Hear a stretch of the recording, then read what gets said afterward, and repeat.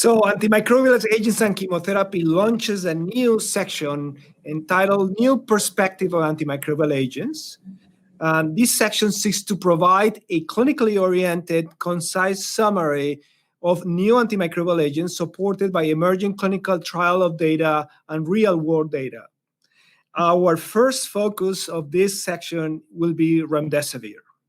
So we'll try to review the rationale for the use of remdesivir against SARS-CoV-2, discuss the clinical data supporting the use of remdesivir for COVID-19, and elaborate on future studies and knowledge gaps for the use of remdesivir. Welcome to Editors in Conversation. This episode is brought to you by Antimicrobial Agents and Chemotherapy that is available at aac.asm.org. I am your host of AAC Editor-in-Chief, Cesar Arias, and this podcast is supported by the American Society for Microbiology that publishes AAC. Don't forget to check our latest issue available at aac.asm.org. Today is an exciting day. We are launching this section and the journal, and I am very glad that we've been able to recruit a fantastic editor for this section. Is Dr. Ryan Shield from the University of Pittsburgh, who will be the co-host of today's program, and he's the official editor for the new perspectives on antimicrobial agents in section. Dr. Shields, welcome to Editors in Conversation, and explain to us the rationale and objectives of this new section that you're leading right now. Yeah, thanks, Dr. Arias. It's really an honor to be part of the editorial team at AAC. And I want to first thank the amazing editorial staff at AAC who have really been instrumental in helping launch this new section, that have put months of effort into bringing this to light. And really the goal here is to provide a concise, clinically oriented perspective on new and emerging data in the field of antimicrobial agents. And we thought the best way to do this is to go solicit and invite experts in the field to write these reviews for us and provide their perspective and expert commentary on new agents that are brought into the market. We're seeing a new era now of antimicrobial agents where new drugs are approved, and oftentimes they're coming to the market with very limited clinical information or sometimes major gaps in what we like to know for clinicians. So the goal of this section is to help fill those gaps, bring to light real-world data and emerging clinical trial data that is very important for clinicians. One of the other things that was really important to us in putting together this new section is to bring together multidisciplinary authors that could comment from various perspectives from their background in taking care of patients and their background in antimicrobial agents. And certainly we welcome opinions and commentary, and these still undergo the peer review process. And the end product is I think, something that's going to be really exciting for the journal, where we can provide unique attributes to what's available in the literature currently. So we're excited about this. And of course, what better way to launch this new section than to talk about a drug that's known at every household in America and around the world is remdesivir. And so remdesivir now, of course, is the first FDA-approved antiviral for COVID-19. And we've invited some experts in the field to write the first article in our new section at AAC. And so without further ado, I'd like to introduce our two guests today on the podcast. Those are Dr. Munera Alicia, who's a postdoctoral fellow and pharmacist at Brigham and Women's Hospital and the Harvard School of Medicine. And of course, Dr. Francisco Marti, who's an associate physician at Brigham and Women's Hospital and an associate professor of medicine at Harvard Medical School. So guys, welcome very much to the podcast today. Thank you. This was an extra feature that we didn't expect, but thank you anyway. Thank you, everybody. And so we're going to start with Dr. Shields with the first question to Dr. Marti. So Dr. Marti, of course, we all know remdesivir, who went from a drug in preclinical development that very few people were familiar with, now to a drug that almost everybody in the world has heard of by name and is really facilitating a lot of household discussions. So what was the rationale that really led to the development then of remdesivir as a potential therapeutic for SARS-CoV-2? Yeah, so it's an interesting comment because people say it was a repurposed drug for Ebola, but it was really there were several years of research that had already gone into it, especially by two labs, Dr. Ralph Barrick's lab at University of North Carolina in Chapel Hill, and then Dr. Dennison at Vanderbilt University. And they really, they did their work in 2016, 2017, and there are a couple of papers from that era that show how remdesivir was very active against coronaviruses. Especially they were interested in SARS and MERS. They had predicted that, zoonotic coronaviruses could become pandemic.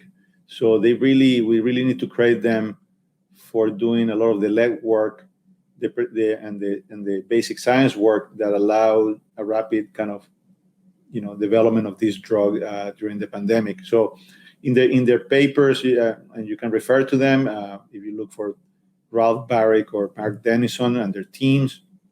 Basically, they show the in vitro activity of the drug. They did human alveolar epithelium models, mouse models, and then eventually even described the mechanism of action of the drug back in 2018. So really, they had done a lot of the preclinical work before you go into humans, and then the Ebola work did give a lot of the safety data. So we already knew from the Ebola experience what to expect in terms of safety. That's an excellent segue for our next question that I want to direct to Dr. Aliza.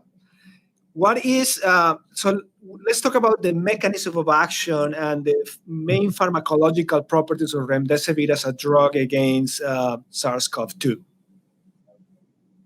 Yeah, sure. So remdesivir has an interesting mechanism of action. It is a prodrug of a nucleoside analog. And once remdesivir is inside the cell, it undergoes intracellular conversion into the pharmacologically active nucleoside triphosphate metabolite, or remdesivir triphosphate. And remdesivir triphosphate then competes with endogenous ATP for incorporation into viral RNA chains via RNA-dependent RNA polymerase, which ultimately leads to chain termination and inhibition of viral replication. One important point about remdesivir's pharmacokinetics that I'd like to highlight is that rapid administration of remdesivir over 30 minutes provides higher concentration of the triphosphate active metabolite than compared to administration over 2 hours. So generally, we would recommend a shorter infusion time of remdesivir if the patient is able to tolerate it, given that it may optimize its pharmacokinetics properties. So just following up on that point, so the recommendation, so the basis to have like a long prolonged infusion versus short infusions, sometimes people think about intracellular concentration or tissue concentrations. Is there any reason why the more prolonged infusion doesn't achieve a good intracellular concentrations? So that's a good question. This is based on how remdesivir was studied, and pharmacokinetics data actually showed that the AUC of the active metabolite was highest when administered over 30 minutes compared to 2 hours. And the other question I wanted to have that people want to know is about the IV formulation, and if you think an oral or inhaled formulation will be achieved due to the conversion of the different metabolites. Yeah, that's also a very good question. Currently, there's a phase 1A study that is looking at an nebulized form of remdesivir. So hopefully that will show that will be beneficial, and hopefully we will have an inhaled formulation that will be allowed to be used in that patient setting. Excellent. And in terms of oral, there's been some theories that potentially maybe by formulating the triphosphate metabolite, an oral formulation can be hopefully introduced to the market, but I don't think there's any data or studies that are currently going. Excellent. Ryan? Yeah, thanks, Dr. Elisa. I think there'll be no shortage of questions about remdesivir moving forward. And I want to pivot on, the pharmacology that you mentioned and talk a little bit about the animal data, because we've been able to learn a fair bit in animal models from other coronaviruses and now SARS-CoV-2 as well. So can you comment on the animal data? Yeah, so the activity of remdesivir in SARS-CoV-2 rhesus macaque models demonstrated that administration of remdesivir within 12 hours of SARS-CoV-2 inoculation led to lack of respiratory disease, and those who received remdesivir also had clinical evidence of less severe radiographic pulmonary infiltrates and pathologic pulmonary lesions compared to vehicle-treated controls. So these findings support administration of remdesivir early on in the course of COVID-19 to achieve a maximum treatment effect. Excellent. Francisco, any comment about this that you wanted to make? Yeah, so one thing that's interesting, besides the mechanism that Alicia mentioned, is that people had tried developing drugs for coronaviruses before, and they had issues with the proofreading exonuclease that's characteristic of coronaviruses, and remdesivir is able to overcome that proofreading enzyme. I don't recall the mechanism. Maybe Munira can help us with that, but that was another feature of remdesivir that made it appealing for further development. So, Munira, do you want to comment about the exonuclease activity? Yeah, so I think by increasing the concentration of remdesivir, it's able to escape the exon proofreading mechanism. And it's thought maybe that the exon nuclease remdesivir is able basically to escape it, and it doesn't play that important of a role in terms of resistance when it comes to remdesivir. So our audience may not be fully aware of that activity is. So let's explain what that exonuclease activity is and how it could affect the drug. Yeah, so the exon provides a proofreading mechanism, and what it does theoretically, once remdesivir is incorporated into the RNA, the viral RNA chain, theoretically the exonuclease is supposed to recognize that was an error, and it should remove it from the viral RNA chain. However, compared to other drugs, remdesivir is able to escape this proofreading mechanism. Excellent. Thank you very much. This is all available in our top-of-the-line journal in this review. Okay, so now what everybody wants to know is about the clinical data. And I'm going to try to introduce this because there is a lot of thinking about among my colleagues about a lot of skepticism, but mostly based on the influenza data, right, and the influenza experience that we all have, or using antivirals against these organisms, particularly respiratory viruses. So let's try to dissect the clinical data a little bit better. So Francisco, let's talk about, we accept that the best evidence is a randomized clinical trial. Let's try to start dissecting this. So the first clinical trial was done in China with not very clear results. Can you comment about this first trial in China and the limitations for the interpretation of the results? Yeah, so it was a good effort. Was a study done by our Chinese colleagues in 10 hospitals in Wuhan, but by the time they launched the study, the pandemic curve had gone way down, so they were unable to enroll a minimum of patients to get a meaningful effect, right? So they were looking for 400 or 500 patients, and they only were able to randomize 236 patients. In that setting, the primary endpoint wasn't met, but when they looked at different analyses, there was a consistent mild to moderate consistent improvement in the time to recovery, right? And what they noted is that if patients were treated for less, or came to attention and came to treatment before 9 days, there was a 5-day recovery difference, although that was a subgroup analysis. So there was no evidence of harm. I think that was important. And then that's pretty much what we can say about that study. It was interesting that because, the median time to randomization was 10 days, but the interquartile range was very tight. It was between 9 and 12 days. So only 25% of patients were treated less than 9 days from onset, as opposed to the AG1 trial, which we'll talk subsequently, in which 25% of patients 25% of the first quartile of patients was treated within 6 days. So I think a lot of patients came in very late. It was late in the pandemic there. So we didn't get a sense to see how the drug play out earlier in the disease process. Yeah, Dr. Marty, you mentioned symptom improvement. So bring our audience up to speed a little bit on what kind of scales, particularly ordinal scales, are commonly used in these trials to measure symptom improvement, and what should we be watching for? Yes, so that's interesting because I think in infectious diseases, we were not used to ordinal scales at all. I think it was new for everybody in the field, including myself. But these were, after MERS especially, there were several meetings at the WHO, and people from the US, Europe, Asia participated in these conversations. And then,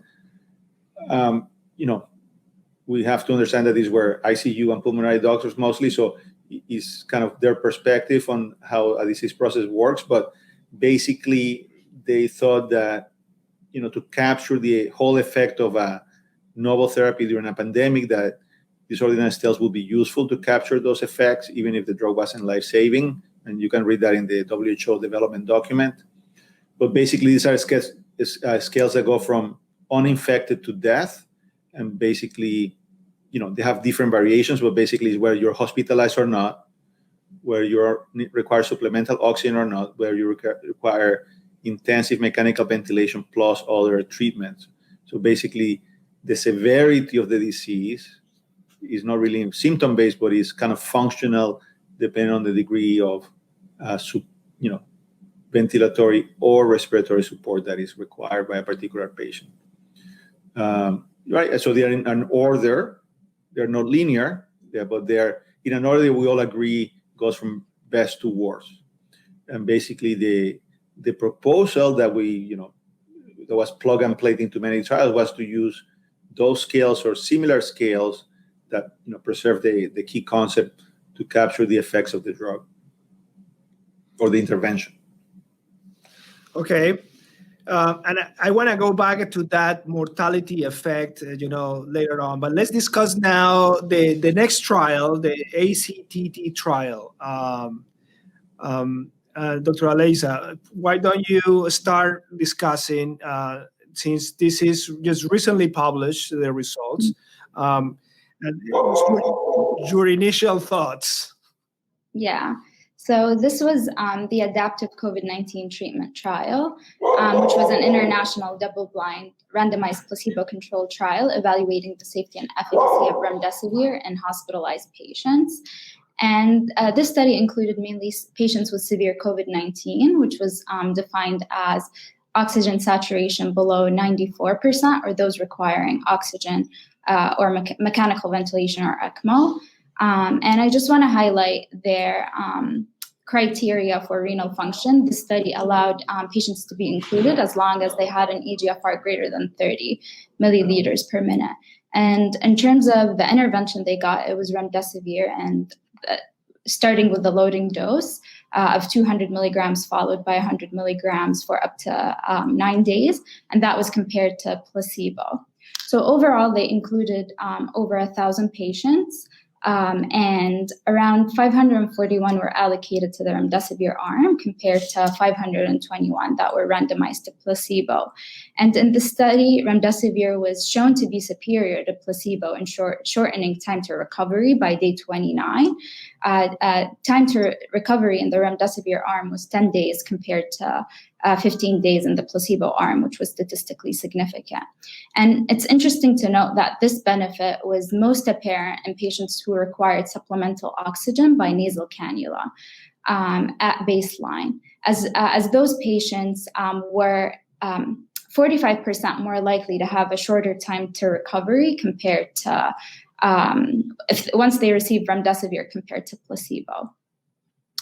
And this study also supported earlier administration of remdesivir within the first 10 days compared to giving remdesivir after 10 days of symptom onset, as basically the benefit was larger in this patient population and the ratio for recovery was larger.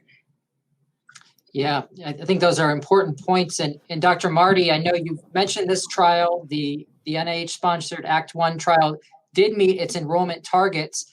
Can you tell us more about the mortality they found and what we can derive from that mortality difference, if any? Yeah, so it's a interesting question, right? Because we'll talk about mortality is included as part of the scale, right? So it's not that they didn't look at mortality, but it wasn't their primary endpoint. Okay, so the study was powered, to show a better scale at day 15, and then switch in the middle of the trial. The endpoint was switched to time to recovery because people realized that patients with COVID who were hospitalized took a while to get better. It wasn't the flu that people got better faster. It took longer, so they decided to do that. And that was in the middle of the recruitment and didn't affect. Wasn't a tricky change in endpoint. And they met both the original and the modified and the updated endpoint of time to recovery. As one of the exploratory analysis was all-cause mortality, as would be expected, and that was numerically lower in the remdesivir arm compared with the placebo arm, but it met a statistical significance, which, even if it met statistical significance, it would have been an exploratory endpoint, so they wouldn't claim that. And that's important because as part of the FDA submission, you have to meet the endpoint of your trial, right? So it's not somebody else's endpoint. And that's important that, that was the claim. The claim was met. They look at the safety, the overall effects as part of the comparison. But it was numerically lower. One thing that was fascinating, as Munir was alluding to, in the subgroup analysis, the major driver of benefit, both in time to recovery and in mortality, was among those who were hospitalized, were not in the ICU, required some supplemental oxygen, but were not on high flow. The mortality in that group was 4% on remdesivir and 12% on placebo. So, and that was over 40% of the cohort. So that really kind of gives you a window as to where to best deploy the antiviral, right? So a question about, Ryan, just I want to follow up at this mortality situation, because it seems that there are two endpoints of mortality at 14 days and now a later endpoint, and you see the difference at the earlier point, but not at the later endpoint, or it's not as clear. What does it tell you? And a lot of the skepticism that people has with this drug is you don't have any real mortality benefit. Eventually during the hospitalization, it may not be that useful as it's claimed. So how would you respond to that?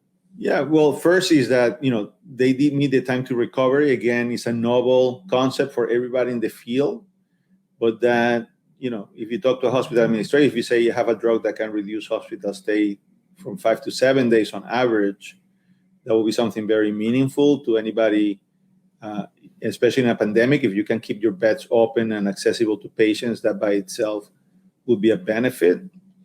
I mean, I think at least in that trial, the mortality benefit is there. It was a trial that was early on in the study where we were learning a lot about COVID. So it's probably as virgin as a trial as you're going to get without, putting anti-inflammatory drugs, anticoagulation, and other things that we learn along the way in those first months of the pandemic.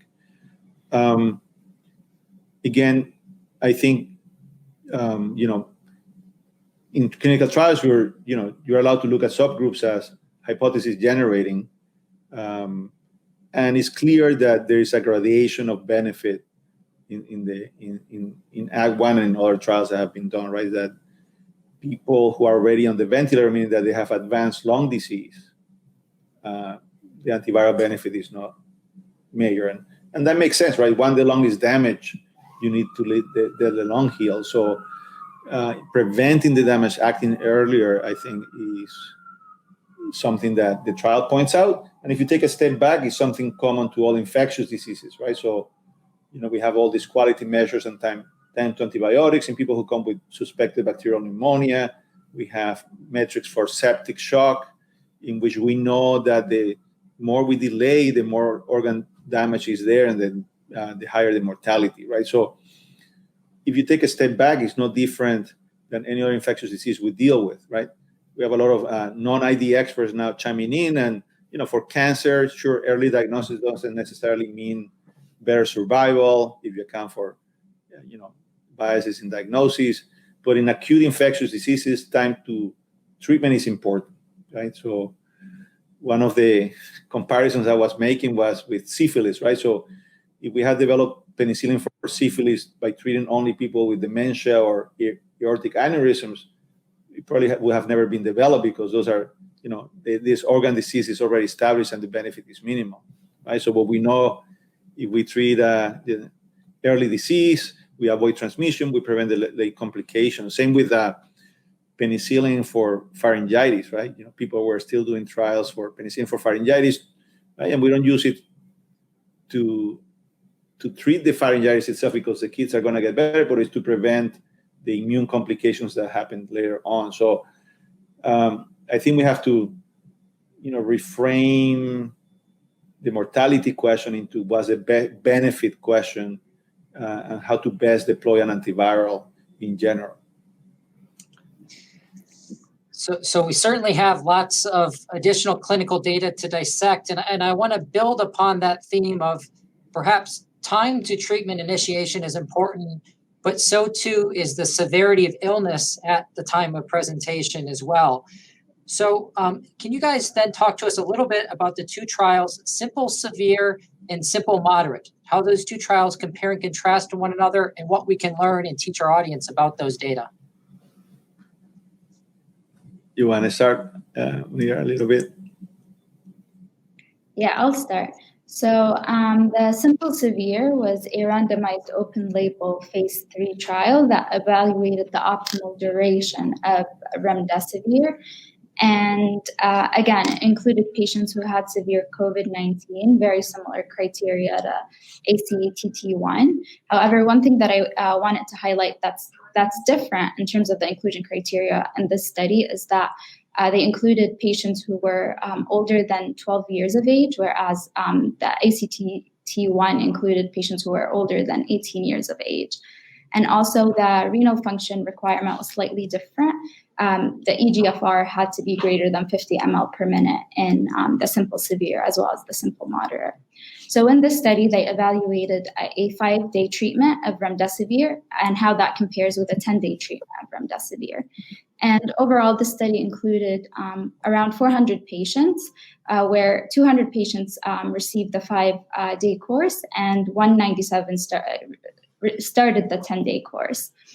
And I just wanted to highlight that the proportion of patients who experienced clinical improvement of at least 2 points on the ordinal scale by day 14 was similar between the two groups, 65% in the 5-day arm compared to 54% in the 10-day arm.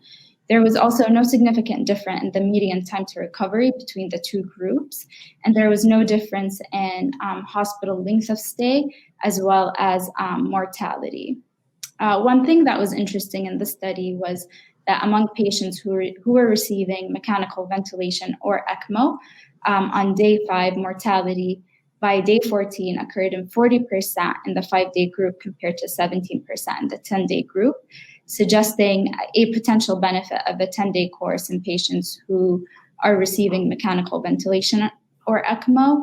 However, this difference was actually not seen in patients who were receiving non-invasive ventilation or high-flow oxygenation. Francisco, comments? Yeah, so that was an interesting quirk of the data set.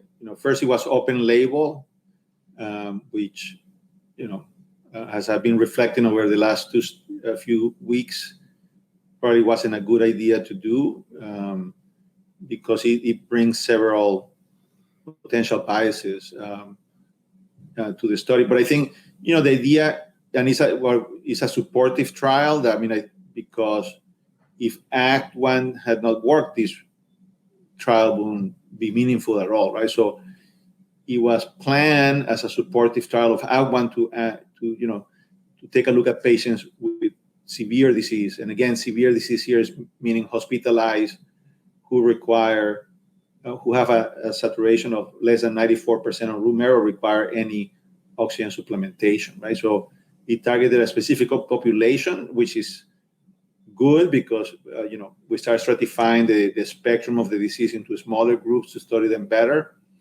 And it proved that, it was safe. The mortality and the recovery were very similar to the AG1 trial. So in that sense, even though it was open label, the times to recovery and the mortalities were similar. There was that quirk about the 40 versus 20%, but I think in the overall data, I think the using these antiviral once you have extensive lung disease is not the best way to use it. So how about the simple moderate? Yeah, the simple moderate was, had the chance to write the paper with Dr. Spinner from Germany. So we really dug into the data well, and that was interesting, right? That was targeting a less severe population, meaning the moderate, meaning you require hospitalization, but you didn't need supplemental oxygen at baseline, at randomization when you were randomized. And then that was randomized, and that was comparing a standard of care arm to 2 treatment schedules or 2 treatment lengths, 5 or 10 days of remdesivir. And basically was very similar, right? So patients were seen daily, people were assessed for improvement on the ordinal scale. One thing that's interesting is the ordinal scale was a 24-hour scale. So it was from midnight to midnight, and you always score the worst on the day. And basically the primary endpoint here was slightly different. Wasn't on day 14 or day 15 like the simple severe or at one, but the endpoint was captured day 11, right? Because again, the idea was that the severity of the disease was less and people would be recovering faster. But that brought some interesting complications at the time of analysis, because suddenly the discharge rates in the 10-day arm were very interesting, right? A lot of people left before day 5, about 40%. And then there was another peak on day 11. So because you had not been discharged on day 11, your worst score on day 11 was that you were still hospitalized. So it couldn't be a perfect score. And that brought the difference on that 10-day group to non-significance. The trial was randomized. There was a Bonferroni correction to compare each group to placebo. And the 5-day group met the primary endpoint. It was the odds of having a better score on day 11 was significantly different or better in the 5-day group compared to the 10-day group. Mortality was low, was 1 or 2% depending on the arm. It was 1% in the 5-day arm, 2% in the other 2 arms. And the other thing that was interesting was less worsening. People progress less to severe disease on the remdesivir arms compared with placebo. So if you look at the flip coin. So that was a study, was 200 patients per arm. And one of the things that I would critique myself and the study for is not expanding the cohorts, looking at the overall events or discharges at the time. People were very busy running the study. So, but that was one critique. And the other one, I think, was having an open label allowed a lot of patients to stay to day 10. We had patients that were on the 10-day arm, and we gave them chemotherapy that they needed on remdesivir to be able. So we kept them longer on purpose, and we took advantage that they were on remdesivir to do what they needed to do for their overall care. And that may have modified the scores if other people did the same. Anyway, whether there was a 5-day or 10-day, there was a consistent signal of improvement in both arms. Dr. Elisa, do you want to add anything to simple moderate? No, I think Dr. Marty covered that. Okay. Exactly. So, of course, one of the challenges in writing a new perspectives article on remdesivir is the frequency with which new data become available. And you guys, of course, were faced with this challenge in writing this article as new data became available on October 15th, when the Solidarity trial was published in a preprint format, and some initial results were put out there. So Dr. Elisa, perhaps we'll start with you on this one. What did you learn about the Solidarity data, and what are some of the key findings that you can summarize for our audience? Yeah, so it was interesting to see the results of the Solidarity trial, especially after we got the results of the ACTT1 trial. And we were very optimistic with these results. But unfortunately, the Solidarity trial did not show benefits in terms of overall in-hospital mortality, which was the trial's primary endpoint. 11% in-hospital mortality occurred in the remdesivir arm compared to 11.2% in the standard of care. And also in-hospital mortality among patients on any supplemental oxygen at enrollment was 12.2% in the remdesivir arm compared to 13.8% in the standard of care arm. And mortality among patients who were ventilated at enrollment was 43% in the remdesivir arm compared to 38% in the standard of care. However, one thing that this trial is probably famous for is the very large sample size. This trial included over 11,000 patients across 30 different countries, of whom around 2,700 were allocated to the remdesivir arm, and those were compared to around 2,700 patients who received standard of care. But I want to highlight that this trial had major issues and limitation. First of all, the open label design of the Solidarity trial places the study results at increased risk of bias compared to when you have a double-blinded placebo-controlled study like the ACTT1. In addition, it was up to the physician to decide which of the 4 treatment arms the patient could be randomized to without having stringent protocol-specific criteria for eligibility, which is something we're used to having when it comes to clinical trial design and randomized clinical trials. And one important thing to note is that there was no clear definition of COVID-19 and how the presence of SARS-CoV-2 was assessed. They only stated that they included patients with definitive COVID-19 without really elaborating what that meant. And another important thing that could have biased these results was that the protocol stated that patients were not being followed after discharge, and many of those patients were sick and could have potentially been discharged to hospice or palliative care, which meant most likely they were gonna pass away after discharge. Whereas the ACTT1 trial, all patients were actually followed through the end of the study, and mortality by day 29 was collected and reported. So, Francisco, before your comments, the same problems of Solidarity trial were present with the dexamethasone steroids, and that showed a very clear mortality benefit despite all the limitations. So, how do you put that in context, Francisco, with this trial?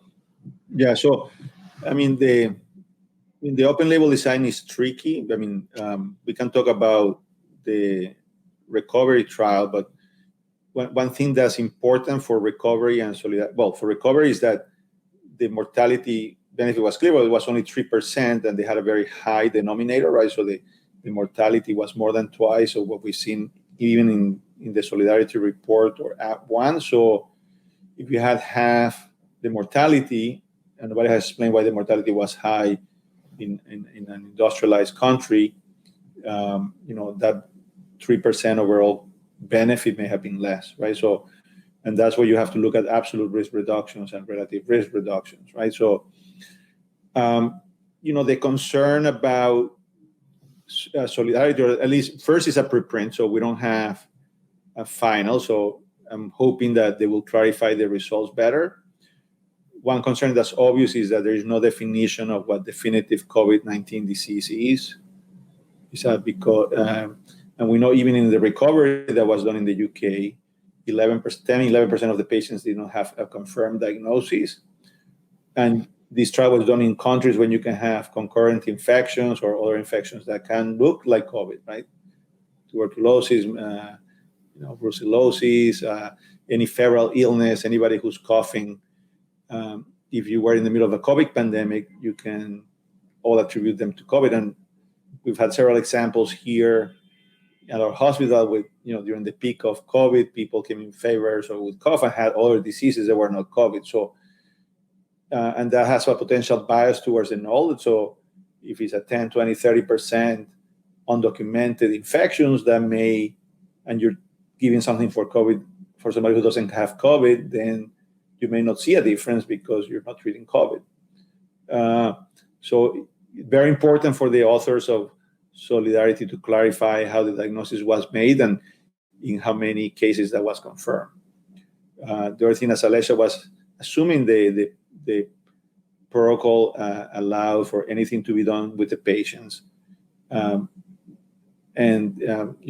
CRF, or the case reform form, had specific outcomes of discharge to hospice or hospice discharge or transfer to another hospital. But those patients that may have gone to die or were transferred to another patient because they were doing worse were counted as alive, right? They did not die in that hospital. So that could be censoring. You could have differential censoring because, again, if you're in Iran or India or Colombia and you get randomized to remdesivir, and this is happening when people know that the stories from @1, you may be willing to do everything for that patient because he got lucky to be randomized into that trial.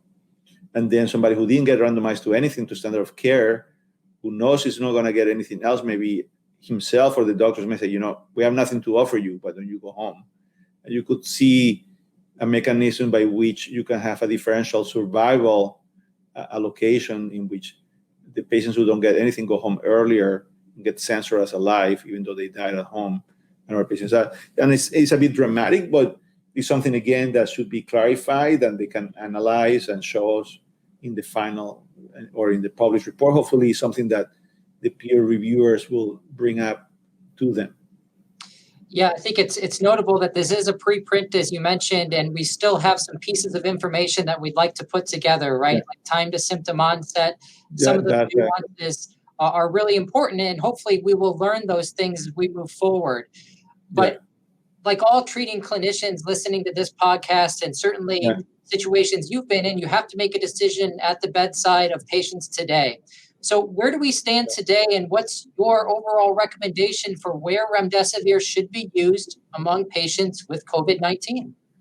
Yeah, so, I think it depends where you are in the world, right? So as of last week, the FDA looked at the same data we looked, and they made a decision to approve it. They didn't see any controversial points that needed an advisory board, as they stated in their communications.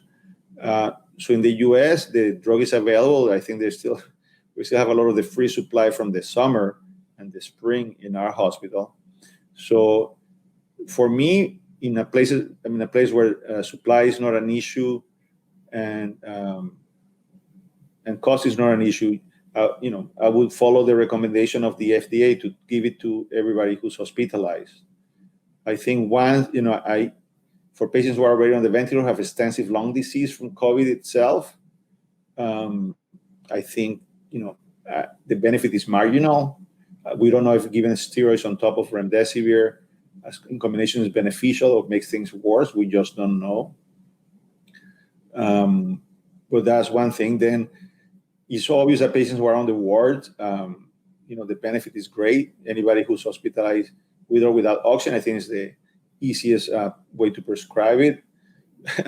We had the issue a few months ago when there was a big debate about the benefit in moderate, when we published the paper that people were not treating patients without oxygen, and we had patients stay in the hospital 3, 5, 7 days with fevers, but because they were not on oxygen, they didn't get remdesivir, and then they went home and came back sicker, and just prolonging the stay and the suffering, right? Remember, you're locked up in isolation for a week. That's not fun for anybody.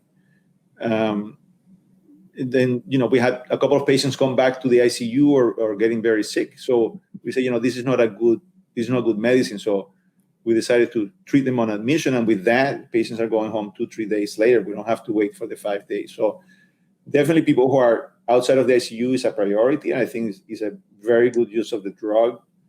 given the data that we have from both the moderate and the severe trials. The ICU is a tricky situation.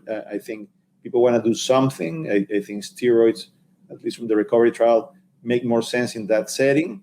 And if antivirals become limited, that will be a last group to use it on.